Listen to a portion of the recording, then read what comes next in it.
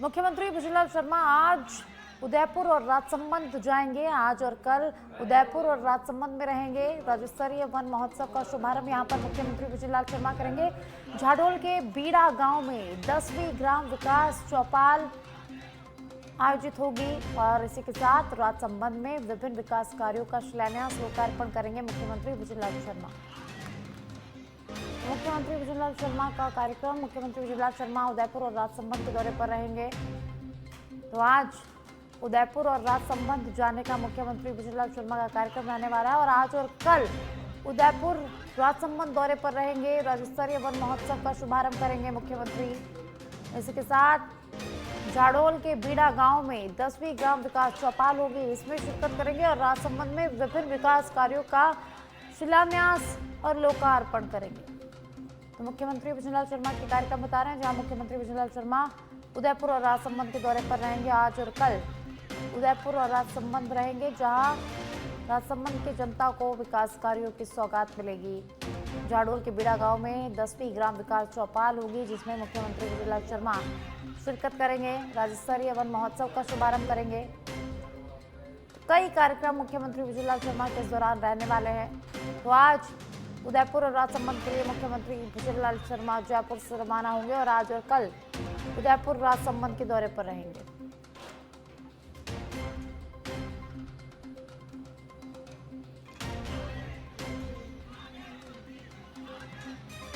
ज्यादा जानकारी के लिए पॉलिटिकल एडिटर लाल सिंह फौजदार जुड़ चुके हैं, जानकारी उनसे लेंगे। लाल सिंह, मुख्यमंत्री भुजलाल शर्मा उदयपुर और राजसमंद के दौरे पर रहने वाले, आज वे रवाना होंगे, तो उनका क्या कुछ कार्यक्रम वहां पर रहने वाला है? क्या सौगातें उदयपुर और राजसमंद को मिलने वाली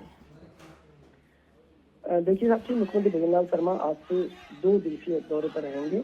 उदयपुर और राजसमंद का उनका दौरा है। करीब आज यहाँ से 2 बजे उनका प्रस्थान करने का कार्यक्रम है। सबसे पहला जो कार्यक्रम रहेगा वो चंदनवन पौधारोपण है, जिसका अवलोकन भी करेंगे। राज्य स्तरीय वन महोत्सव का शुभारंभ करेंगे। यह दूध तलाई वन परिक्षेत्र उदयपुर में कार्यक्रम रहेगा। इसके साथ ही कृषि महाविद्यालय उदयपुर पहुंचेंगे। यहाँ पर उनकी एक कार्यकर्ताओं की बैठक है। पार्टी के पदाधिकारी और कार्यकर्ता से मौजूद रहेंगे। ये राजस्थान कृषि महाविद्यालय में मीटिंग रहेगी। इसके साथ ग्राम विकास चौपाल कार्यक्रम में भाग लेंगे करीब 6:30 से 9 बजे तक। इसमें ग्राम क्षेत्र की जो समस्या होती है, ग्रामीण अंचल की जो दिक्कतें होती है, उन पर चर्चा करते हैं और सरकार गाँव को लेकर किस तरह का विकास कर रही है, या वो तमाम योजनाएं जो सरकारों ने ग्राम विकास के उद्देश्य से लागू किए, वो कितनी जमीनी धरातल पर कर रही है। मुख्यमंत्री भुजलाल शर्मा सीधे गाँव वासियों से संवाद करते हैं और आपने देखा होगा लगातार पिछले हम और कुछ महीनों पर उनके दौरे पर नजर डालें तो रात्रि विश्राम करते हैं। उससे पहले जो चौपाल लगाते हैं उसमें अगर कोई समस्या आती है तो अल सुबह होते होते इस समस्या का समाधान हो जाता है, यानी कि मौके पर ही ऐसी समस्याओं का निस्तारण किया जाता है। इसके साथ ही करीब रहेगा कार्यकर्ताओं की बैठक और विकास चौपाल के बाद रात्रि विश्राम जो रहेगा साक्षी, उनका राजकीय उच्च माध्यमिक विद्यालय बीड़ा में उनका रात्रि विश्राम रहेगा। यहाँ विद्यालय में रात्रि विश्राम करेंगे और इसके बाद 6 से 9 बजे उनका सुबह भ्रमण रहता है। इस भ्रमण के दौरान वो गांव में भ्रमण करते हैं। कहीं भी उनकी इच्छा होती है किसी भी घर में जाकर वो उनकी वस्तुस्थिति जानते हैं, बैठकर चाय पीते हैं, बुजुर्ग लोगों से उनके हाल पूछते हैं, महिलाओं से पूछते हैं, बच्चों से मिलते हैं। मकसद क्या है कि जब प्रदेश का मुखिया इस तरह गाँव में ही रात्रि विश्राम कर रहे हैं, गाँव में सुबह भ्रमण करते हैं, तो साक्षी उससे विकास की जो पैमाना है उसका पता लगता है कितनी योजनाओं को लागू कर रहे हैं। जी, बहुत बहुत शुक्रिया लाल सिंह इस तमाम जानकारी को साझा करने के लिए। उदयपुर जिले के गोगुंदा क्षेत्र में एक बार फिर पैंथर की मौजूदगी ने ग्रामीणों की चिंता बढ़ा दी है। नांदेड़ शमा ढोल मुख्य मार्ग पर चामुंडा माता मंदिर के पास देर रात सड़क पर पैंथर टहलता हुआ दिखाई दिया है, जिसका वीडियो वहां से गुजर रहे 2 युवकों ने अपने मोबाइल में कैद कर लिया है। वाहन नजदीक पहुंचने पर पैंथर दीवार पर चढ़कर कुछ देर तक बैठा रहा और बाद में जंगल की ओर चला गया। मंदिर होने के कारण इस मार्ग पर लोगों की आवाजाही लगातार रहती है। घटना के बाद ग्रामीणों ने वन विभाग से क्षेत्र में निगरानी बढ़ाने और आवश्यक सुरक्षा इंतजाम करने की मांग की है। उदयपुर के गोगुंदा से खबर है, जहां एक बार फिर पैंथर की मूवमेंट देखने को मिली है और गाड़ी में जाते लोगों ने इस नज़ारे को अपने फ़ोन में कैप्चर कर लिया, जिसके बाद वीडियो वायरल हुआ और ग्रामीणों ने वन विभाग से सुरक्षा बढ़ाने की मांग की है। चामुंडा माता मंदिर के पास दीवार पर एक बार फिर पैंथर टहलता हुआ दिखाई दिया है, जिससे ग्रामीणों में दहशत का माहौल है। ग्रामीणों ने वन विभाग से इस एरिया में निगरानी बढ़ाने की मांग की है। तो वीडियो में आप देखिए, गोमुदा में पैंथर नजर आया है।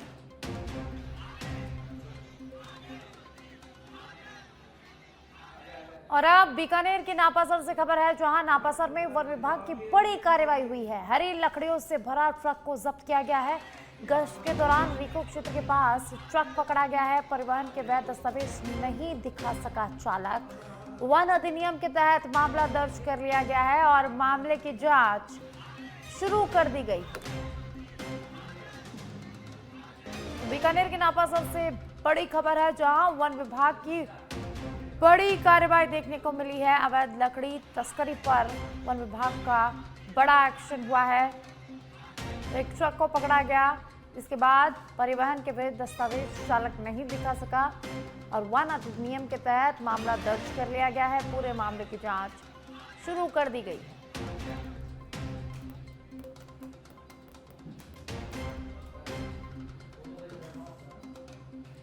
नापासर में वन विभाग की बड़ी कार्रवाई हुई है। अवैध लकड़ियों से भरे ट्रक को जब्त किया गया है। हरी लकड़ियों से बड़े ट्रक को पुलिस ने जब्त कर लिया है। गश्त के दौरान रिको क्षेत्र के पास ये ट्रक पकड़ा गया, जिसके बाद चालक वैध दस्तावेज वहां पर नहीं दिखा सका, जिसके बाद ट्रक को जब्त कर लिया गया है। मामला दर्ज कर लिया गया है। पूरे मामले की जांच शुरू कर दी गई है। और ज्यादा जानकारी के लिए मेरे सहयोगी सुरेंद्र मंडा मेरे साथ फोन लाइन पर जुड़ चुके हैं, जानकारी उनसे लेंगे। सुरेंद्र, नापासर में वन विभाग की बड़ी कार्रवाई देखने को मिली है। हरी लकड़ियों से भरे ट्रक को यहां पर वन विभाग ने जब्त कर लिया है और इसी के साथ पूरे मामले में क्या अपडेट है? जी देखिए, बिल्कुल जिस प्रकार से वन विभाग के द्वारा नापासर में देर रात को एक बड़ी कार्रवाई की गई है, क्योंकि नापासर के गुंसाईसर रोड स्थित रिको औद्योगिक क्षेत्र के पास में हरी लकड़ियों से भरे ट्रक को है वन विभाग की टीम ने जब्त किया है। वन विभाग के कार्मिक शरण राम और सुरेंद्र राठौड़ ने संदिग्ध ट्रक को रोककर चेक किया, तो उस ट्रक चालक से पूछताछ की गई तो उसके पास कोई संतोषजनक जवाब नहीं मिला। चालक ने बताया कि लकड़ियां सीकर जिले के रेनवाल क्षेत्र से भरकर लाई जा रही है और टीम ने जो परिवहन से संबंधित वे दस्तावेज मांगे तो चालक काम जो कागजात है वो प्रस्तुत नहीं कर सका। ऐसे में वन अधिनियम के तहत वन विभाग के द्वारा ट्रक को जब्त कर लिया गया है और मामले की जांच शुरू कर दी गई है। ऐसे में जिस प्रकार से हरी लकड़ियों की अवैध कटाई के सिलसिले है वो लगातार जारी है, चाहे वो बीकानेर जिले का कोई भी क्षेत्र हो, वहां पर धड़ल्ले से हरे पेड़ों की कटाई कर परिवहन किए जाते हैं। तो ऐसे में ये ट्रक है वो भी जो काफी लंबी दूरी से यहाँ पर लकड़ियां लेके आया था, क्योंकि पूछताछ में सामने आया है कि सीकर जिले के रेनवाल क्षेत्र से ये लकड़ियां हैं वो लेकर नापासर क्षेत्र में आया था। तो ऐसे में कह सकते हैं कि जिस प्रकार से अवैध तरीके से पेड़ों की कटाई कर उनका परिवहन करने का गोरखधंधा है वो लंबे टाइम से काफी क्षेत्र में चल रहा है। तो ऐसे में एक बार फिर है वो नापासर में वन विभाग के द्वारा ये कार्रवाई की गई है। जी सुरेंद्र, आप हमारे साथ बने रहिए, कुछ और खबरों पर आपसे जानकारी लेंगे।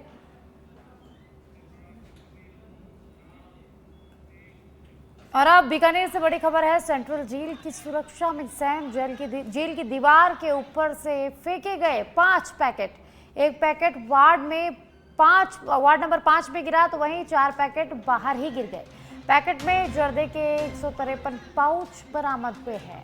टावर 4 के पास से फेंके पैकेट में बीचवाल पुलिस जांच कर रही है। तो बीकानेर से खबर है, जहां जेल की दीवार फांदकर 5 पैकेट फेंके गए हैं।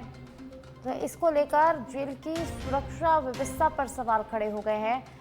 पैकेट में जर्दे के 153 पाउच खुले हैं। सेंट्रल जेल की सुरक्षा में सेंध है और सुरक्षा पर अब कई सवाल खड़े हो गए हैं।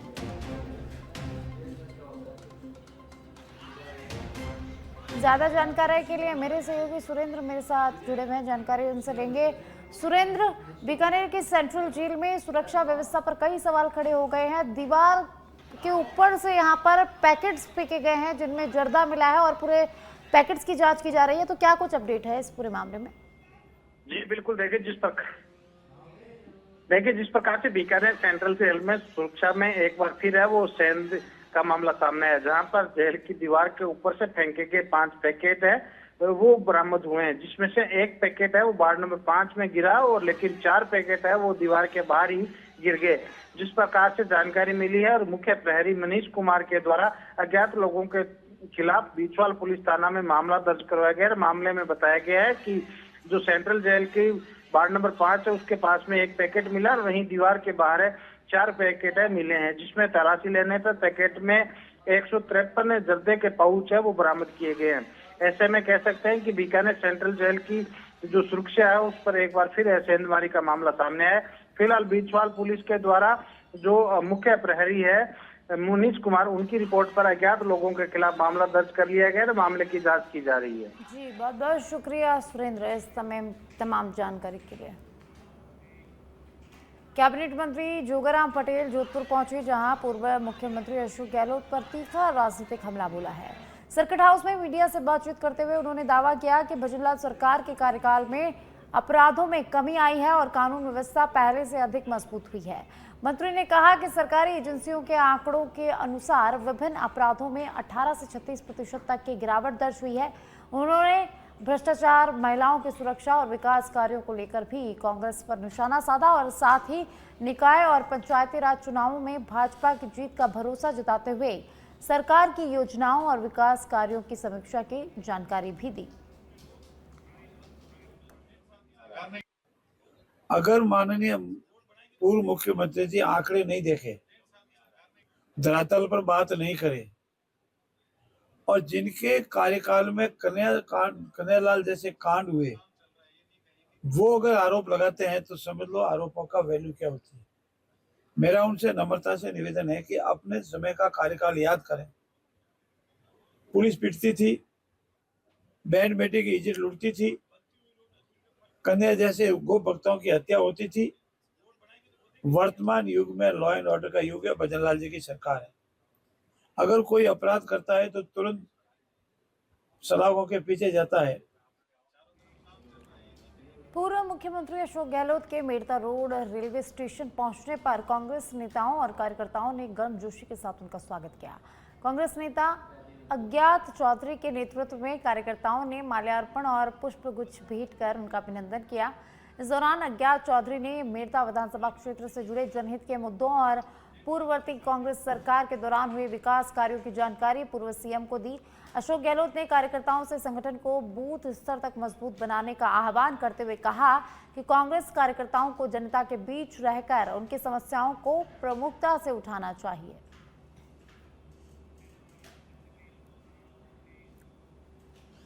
कोटपुतली बहरोड जिले के बांसूर के हरसोरा थाना क्षेत्र के भूरियावास गांव में एक पंचर दुकानदार पर कथित जानलेवा हमले और लूट की घटना के बाद ग्रामीणों में भारी आक्रोश देखने को मिला है। घायल दुकानदार ने हथियारबंद बदमाशों पर बेरहमी से हमला करने, दुकान में तोड़फोड़ करने और करीब 1,70,000 रुपए लूटकर फरार होने का आरोप लगाया है।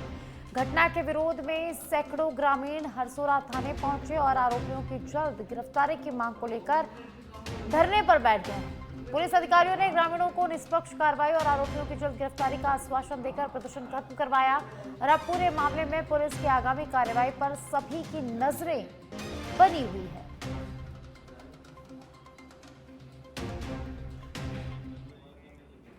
नागौर जिले की मेड़ता विधानसभा के ग्राम छीटिया में ग्रामीण सेवा शिविर के दौरान हंगामा हो गया है। ग्रामीणों ने स्मशान भूमि के ऊपर से गुजर रही हाईटेंशन विद्युत लाइन को हटाने की मांग को लेकर विरोध प्रदर्शन शुरू कर दिया। प्रशासक हरसुख राम कखडावा के नेतृत्व में बड़ी संख्या में ग्रामीण आईटी केंद्र पहुंचे और विद्युत विभाग के अधिकारियों से तत्काल कार्रवाई की मांग की है। सूचना पर मौके पर पहुंचे कनिष्ठ अभियंता वीरेंद्र रेवड़िया ने ग्रामीणों से बातचीत कर उनकी समस्याओं को सुना, स्थल का निरीक्षण किया और नियमानुसार जल्द समाधान का आश्वासन दिया है। इसके बाद ग्रामीणों का विरोध शांत हुआ।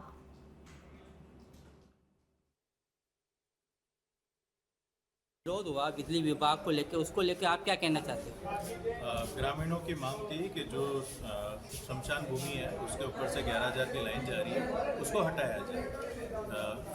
एक साल पहले ग्राम पंचायत ने आवेदन दिया था लाइन हटाने के लिए, जिसका ग्राम पंचायत को डिमांड दिया हुआ है, लेकिन उन्होंने जमा नहीं करा। विद्युत विभाग के खिलाफ आक्रोश हुआ, उसको लेकर आप क्या कहना चाहते हो? हम ये कहना चाहते हैं विद्युत विभाग के हमारे कर्मचारी आए जैन साहब, उनको हमें अवगत कराया कि हमारे गांव में लाइट की परेशानी है, उनका एक ट्रांसफार्मर बढ़ाया जाए और जो हमारी शमशान भूमि से लाइट गुजर रही है उसके लिए हमें पुराना एस्टिमेट बताया जाए, ताकि हम उसको दे करके बाद में जो हमारा डिमांड होगा हम ग्राम पंचायत भर देंगे। और इतनी परेशान है हमारी जनता एक जल जीवन मिशन से। विद्युत फिक्की की ओर से राष्ट्रीय सरसों दिवस 2026 के द्वितीय संस्करण का आयोजन जयपुर के राजस्थान इंटरनेशनल सेंटर में किया गया। कार्यक्रम में नीति निर्माताओं, उद्योग जगत, वैल्यू चेन से जुड़े हितधारकों, शिक्षाविदों और किसानों ने भाग लिया। इस दौरान सरसों में तकनीक आधारित विकास, किसानों के सशक्तिकरण और सरसों वैल्यू चेन को मजबूत करने जैसे विषयों पर चर्चा हुई। इस अवसर पर कृषि आयुक्त राजस्थान सरकार श्री नरेश कुमार गोयल IAS ने कहा कि राजस्थान में वर्ष 2030 तक सरसों की उत्पादकता बढ़ाकर 2181 किलोग्राम प्रति हेक्टेयर करने का लक्ष्य रखा गया है। उन्होंने कहा कि बेहतर बीज, आधुनिक तकनीक और फसल प्रबंधन से किसानों की आय बढ़ाने की दिशा में काम किया जा रहा है। उन्होंने बताया कि कम बारिश वाला राज्य होने के बावजूद राजस्थान सरसों उत्पादन में देश का अग्रणी राज्य है और देश के कुल उत्पादन में राजस्थान की हिस्सेदारी करीब 40 से 45% तक है। कभी है सरसों हब बनाने का और राजस्थान को सरसों कैपिटल बनाने का जो है उस पर आज गहन मंथन हुआ। हमारे साथ VC साहब भी आए हुए हैं महाराणा प्रताप यूनिवर्सिटी हरियाणा से, तो उस पर काफ़ी सार्थक चर्चाएं हुई हैं। किसानों के जो प्रोडक्ट हैं वो मार्केट तक आपने बताया कि अमेजन जिस तरह की कंपनी का किस तरह के प्रोडक्ट होंगे वो लागत किसान भी तो नहीं बनेगी? नहीं, ये तो एक जो प्राकृतिक खेती करने वाले जो किसान हैं उनसे हमारी ये है कि उनके प्रोडक्ट आम आदमी तक पहुंचे जो प्राकृतिक खेती कर रहे हैं। देखिए, प्राकृतिक खेती करना थोड़ा सा महंगा रहता है, तो उनको उसी के अनुरूप लाभ मिले, इसके लिए हम डिलीवरी कंपनी से बात हुई। डिलीवरी ने हमें आश्वस्त किया है कि सब हम जो इनकी डिलीवरी और पैकेजिंग है वो हमारी लागत को उस पर। जयपुर में अवैध निर्माण के खिलाफ नगर निगम हेरिटेज ने बड़ी कार्रवाई की है। किशनपोल जोन की टीम ने पुलिस जाब्ते के सहयोग से 4 अलग अलग स्थानों पर बिना अनुमति किए जा रहे निर्माणों पर कार्रवाई करते हुए भवनों, दुकानों और एक तहखाने को सीज किया है। कार्रवाई 4 दरवाजा स्थित HR कॉलोनी, चौड़ा रास्ता और मेन जालूपुरा रोड पर की गई है। निगम अधिकारियों का कहना है कि बिना स्वीकृति निर्माण करने वालों के खिलाफ अभियान लगातार जारी रहेगा और नियमों का उल्लंघन करने वालों पर सख्त कार्रवाई की जाएगी। इस कार्रवाई से अवैध निर्माण करने वालों में हड़कंप मच गया है।